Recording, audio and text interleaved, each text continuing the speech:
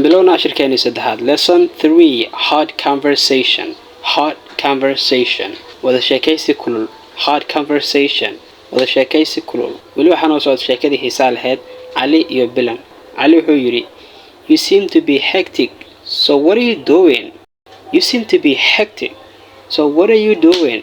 Ali wuxuu yiri, you seem to be hectic, aada u mashquulsan tahay, so what are you doing?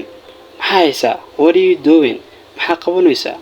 Bilan waxay tiri, I am preparing horrific questions because I have an English conversation with one of my classmates.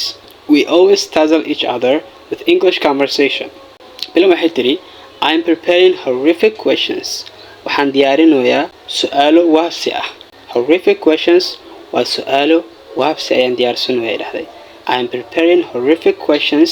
waxaan diyaarsanayaa su'aalo waabsi ah because I have an English conversation.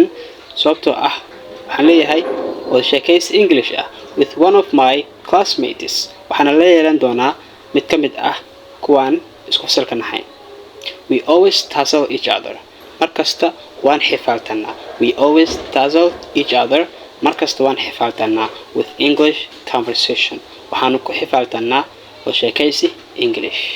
Ali wuxuu yiri, is he clever than you? Is he clever than you? ka khatarsan yahay. qofka yar fiican ka xariisan ka khatarsan yahay. Bilan waxay tiri, no, he is not clever than me, but he is an egghead student. No, may igama khatarsana. He is not clever than me. igama khatarsana, igama xariifsana, igama fiicna. waxay u qirtay laakiin waxay tiri, but he is an egghead student. waa arday oo dadaal badan oo maskaxiyan furan haga aqoonta. egghead student hawaaye waa arday haga aqoonta ku fiican, fahankiisa fiican. egghead maskaxiyan fiican la yiraahdaa. Ali wuxuu yiri, as Allah wills, you must contrive a lot. You must contrive a lot. As Allah wills, inshallah hadii la yiraahdo, you must contrive a lot. inaad dadaal badan bixisid waay, inaad wax qabsatid, inaad dadaashid waay marka. Bilan waxay tiri, I will try if Allah wills. I will try if Allah wills. inshallah hadii la yiraahdo waan dadaalayaa. I will try if Allah wills. hadii la yiraahdo waan dadaalayaa. So su'aasha ku weydiinaa waxay tahay, when was your last time to have a conversation with someone? goorma kuugu dambeysay inaad wada sheekaysi qof la sameyso?